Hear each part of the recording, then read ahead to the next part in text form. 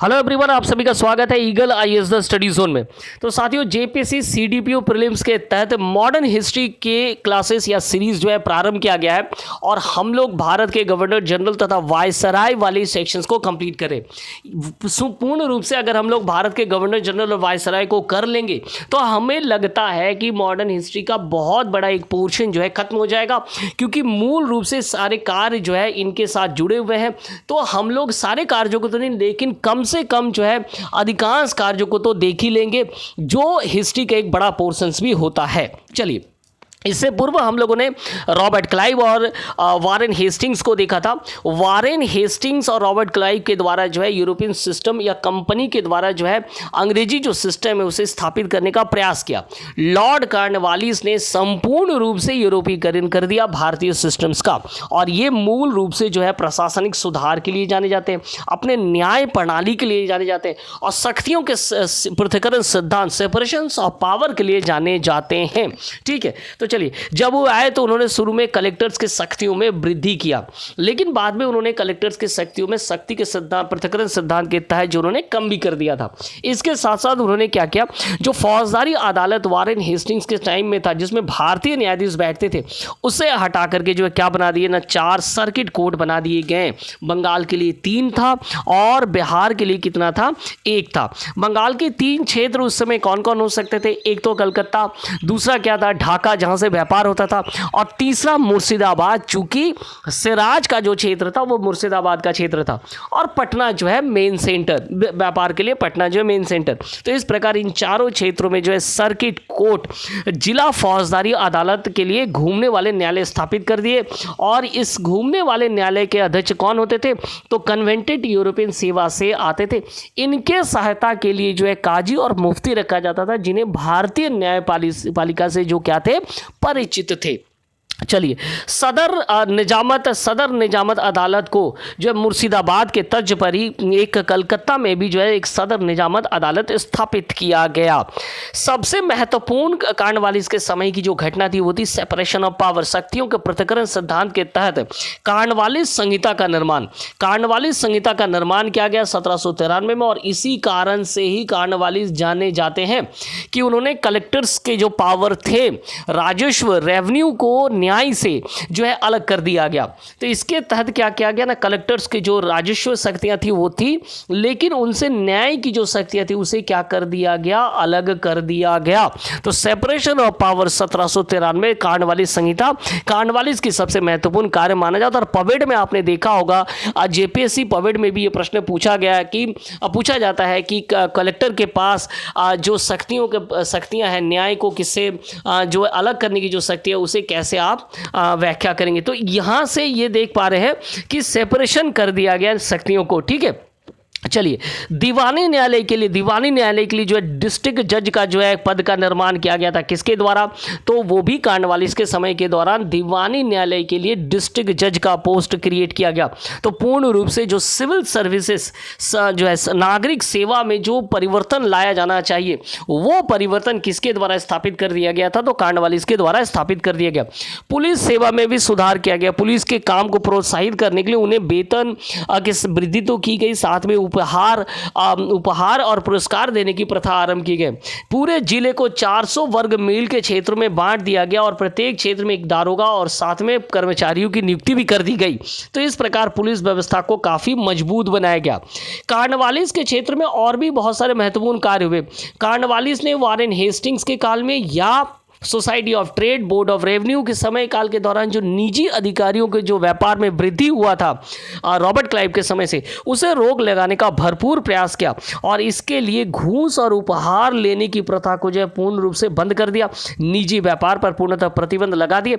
बदले में उन्होंने क्या किया, कंपनी और कर्मचारियों के वेतन में वृद्धि कर दिया। इसके साथ साथ सबसे महत्वपूर्ण माना जाता है कि कलेक्टर्स को 1500 रुपये महीना दिया जाता था, और रेवेन्यू कलेक्शन पर 1% का कमीशन। हालांकि इसके नेगेटिव इफेक्ट्स भी देखने को मिले। कैसे, जब कलेक्टर्स को ये मालूम पड़ेगा कि उसके जो पेमेंट है वो फिक्स है, लेकिन उसके पेमेंट में इंक्रीज कहाँ से हो रहा है, तो रेवेन्यू कलेक्शन जितना हम ज़्यादा करेंगे उस पर हमें 1% का कमीशन मिलेगा। अगर किसी क्षेत्र में मान लीजिए कि अकाल हो रहा है और वहाँ जो अंग्रेजी शासक है उसे ये मालूम है कि हमें यहाँ से 1% कमीशन आ रहा है, तो हम ज़्यादा कमीशन पर काम करेंगे। क्योंकि हमारा जो मंथली सैलरी वो कम है। तो एक तरह से उन्होंने इसे सुधार के तौर पर सोचा, वहीं इसका नेगेटिव इफेक्ट जो है लोगों पर भी पड़ रहा था। 1793 में सबसे महत्वपूर्ण एक और काम हुआ और वो ये था कि परमानेंट बंगाल में स्थायी बंदोबस्त की व्यवस्था। वॉरेन हेस्टिंग्स के समय काल के दौरान आपने देखा कि पंचवर्षीय योजना, इजारेदारी की प्रथा लागू की गई, जिससे बाद में जो एक वर्षीय योजना बनाई गई वहाँ जमींदारों को हटा दिया गया था। लेकिन कार्नवालिस जो है वो माना जाता था कि कुलीन परिवार से है, तो उन्होंने क्या किया ना, उन्होंने पुनः जो है जमींदारी प्रथा को लागू कर दिया या बंगाल में परमानेंट सेटलमेंट लागू कर दिया और जमींदारों को भूमि का स्वामी मान लिया गया। ये पूर्ण रूप से अंग्रेजी क्षेत्रों को 19% पर लागू किया गया था। तो परमानेंट सेटलमेंट, शक्तियों के पृथक्करण सिद्धांत, इसे याद रखिएगा, सर्किट कोर्ट्स को याद रखिएगा।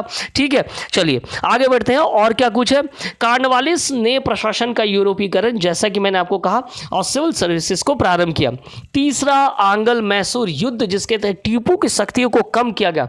इसके समय काल के दौरान जो है टीपू का फ्रांसीसियों के साथ जो संबंध था, इसको लेकर के वो काफी परेशान था। तो उसने क्या किया ना, उसने क्या किया ना, टीपू की शक्तियों में कमी किया। युद्ध हुआ, श्रीरंगपट्टनम की संधि में मूल रूप से उसका आधा क्षेत्र ले लिया गया और उनके बच्चे को भी रख लिया गया। तो इस प्रकार टीपू का लगभग जो है उन्होंने अंत कर दिया, अर्थात फ्रांसीसियों को रोकने का उन्होंने भरसक प्रयास किया। अब देखिए महत्वपूर्ण चीज़ क्या है, वॉरेन हेस्टिंग्स जब यहाँ से विदा होते हैं तो उनके ऊपर क्या लगता है ना, महाभियोग लगता है ना। जब वो चले जाते हैं इंग्लैंड पहुँचते हैं तो एडमंड बर्ग के द्वारा उनके ऊपर क्या लगाया जाता है, महाभियोग लगाया जाता है। लेकिन जब ये कार्नवालिस वापस जाते हैं तो उन्हें क्या दिया जाता है ना, 20 वर्षों के लिए कोर्ट ऑफ डायरेक्टर्स के द्वारा 5,000 रुपये का वार्षिक पेंशन।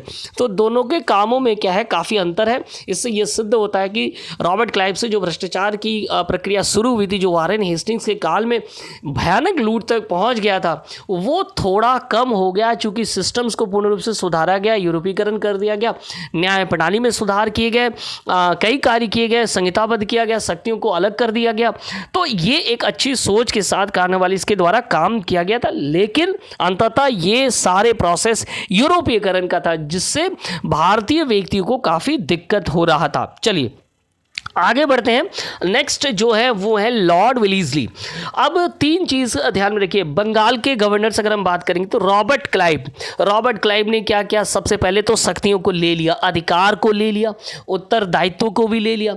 अब समय क्या था, अब ये था कि अब क्षेत्रों को कंपनी जो है अब वो क्या करना चाहते थे, चूंकि न्याय प्रणाली को में अपने जितने यूरोपीकरण कार्नवालिस के द्वारा कर दिया गया था, तो अब वो चाहते थे कि जो भारतीय राजाओं का क्षेत्र है उस पर अधिकार किया जाए। और इसके लिए जो है कौन सी प्रोसेस अपनाई जाए, इसके लिए डुप्ले के द्वारा जो शुरू किया गया था सब्सिडरी अलायंस सिस्टम, उस सिस्टम को फिर से जो लॉर्ड विलीजली ने अब अपनाया, थोड़ा परिवर्तन के साथ। तो लॉर्ड विलीजली मुख्य रूप से क्यों जाने जाते हैं, सब्सिडरी अलायंस सिस्टम, सहायक संधि प्रणाली। और इस संधि प्रणाली का मूल सिद्धांत क्या था ना, भारतीय जो राजाएं थे उनको अपने सेंटर में कमांड सेना को रखना है, इसका खर्च भी उन्हें ही वहन करना है। तो एक तरह से आर्थिक बोझ संपूर्ण भारतीय राजाओं वो पड़ा। सिर्फ वो सेना क्या कार्य करेगी, उस क्षेत्र में शांति स्थापित करेगी, साथ में अब आप देखिए ये पूर्ण रूप से उस पर नियंत्रण स्थापित करने का एक क्या था, ये प्रोसेस भी था। ठीक है, तो पूर्ण रूप से आप देख पा रहे हैं कि लॉर्ड विलीजली ने सहायक संधि प्रणाली के तहत राजाओं के क्षेत्रों को अपने नियंत्रण में ले लिया, या देसी राजाओं को नियंत्रण में ले लिया। कहा जाता है कि जो है भारतीय राजाओं को इससे काफ़ी हानि हुआ, उनकी आय का 1/3 से भी अधिक जो भाग है वो इस सेना को रख रखाव में खर्च हो जाता था, जो कि कर्ज के रूप में देखा जाता था। और बाद में वो पूर्ण प्रभुसत्तापूर्ण प्रदेश प्राप्त करते थे।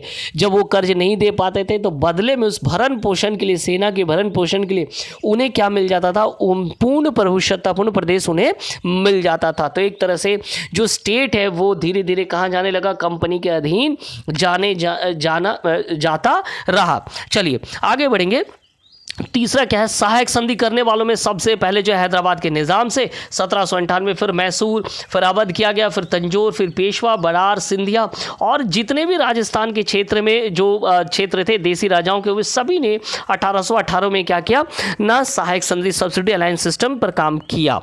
अब सवाल ये था कि फ्रांसीसियों का तो भय बहुत ज़्यादा था, जिसके तहत उन्होंने टीपू सुल्तान की शक्तियों में काफ़ी कम किया। चूँकि टीपू स्वयं को क्या कहता था ना, स्वयं को नागरिक सुल्तान कहता था और उसका संबंध जो है फ्रांसीसियों के साथ था। टीपू को लेकर के अलग क्लास हम लोग लेकर के आएंगे। तो चलिए, तो एमेज की संधि भी इसी समय हुई और जिसके फलस्वरूप पौंडीचेरी को फ्रांस प्राप्त हो गया। इन्होंने फ्रांसीसियों के शक्ति को कम करने के लिए उत्तर पश्चिम में ईरान के शाह के दरबार में जॉन मैल्कम को भेजा था उपहार लेकर, ताकि उनके साथ भी संधि कर लिया जाए। इस प्रकार अपनी सीमाओं को मजबूत करने की प्लानिंग इनकी काफ़ी अच्छी रही। सिविल सर्वेंट के प्रशिक्षण, अब सिविल सर्वेंट तो बन गया था जो कॉर्नवालिस ने स्थापित कर दिया। इनके प्रशिक्षण के लिए जो है उन्होंने फोर्ट विलियम कॉलेज जो है कॉलेज को खोला, जहां पर जो है अलग अलग शिक्षा, अंग्रेजी विद्या, अध्यात्म की विद्या, संस्कृत, विज्ञान का जो विज्ञान के जो शिक्षा है वो किसे दिए जाते थे, तो सिविल सर्वेंट्स को दिए जाते थे। लेकिन जो है इंग्लैंड को ये खलने लगा और उन्होंने इसी के तर्ज पर, फोर्ट विलियम के तर्ज पर जो है हैलीबेरी में, इंग्लैंड के हैलीबेरी में प्रशिक्षण का कॉलेज शुरू किया। अब जो पास करते थे सिविल सर्विस, उन्हें इंग्लैंड में ही प्रशिक्षण लेना था। हालांकि लॉर्ड विलीज ने प्रयास किया कि फोर्ट विलियम कॉलेज में किया जाए, लेकिन यह नामंजूर था अंग्रेजों को और उन्होंने जो है हैलीबेरी में जो है फोर्ट विलियम कॉलेज के तर्ज पर ही प्रशिक्षण के जो है क्या खोले, कॉलेज खोल दिया। अब वहां से प्रशिक्षण लेकर के भारत आपको आना है। इस दौरान जो सेकेंड एंग्लो मराठा वार 1803 से लेकर 1805 तक हुआ था, जिसके तहत पेशवा जो है पेशवा बालाजी राव द्वितीय के साथ क्या हुआ था, बशीन की संधि की गई थी, है ना। इसके अलावा कई और जो है संधि किए गए थे, जैसे देवगांव की संधि जो है भोसले के साथ किया गया था, सुरजी अर्जन गांव की संधि जो है सिंधिया के साथ किया गया था। तो कई संधियां की गई थी एंग्लो मराठा वार में। सेकेंड एंग्लो मराठा वार जो हुआ था वो इसी क्रम में होता। सबसे महत्वपूर्ण जो है माना जाता है बसीन की संधि 1802 में, याद रखना है। चलिए, बसीन की संधि से क्या प्राप्त हुआ, कहा जाता है कि पेशवा की शक्ति संपूर्ण रूप से घट गई और पेशवा अंग्रेजों के अधीन हो गया। बसीन की संधि से गुजरात, तापी, नर्मदा, तुंगभद्रा के जो समीपवर्ती क्षेत्र है वो कंपनी को प्राप्त हुआ। सूरत का नगर जो है कंपनी को प्राप्त हो गया। इस प्रकार बसीन की संधि दूरगामी सिद्ध हुई मराठा के शक्ति को कम करने के लिए, है ना। तो ये जो है याद रखिएगा, ये दो हम लोगों ने आज देखा।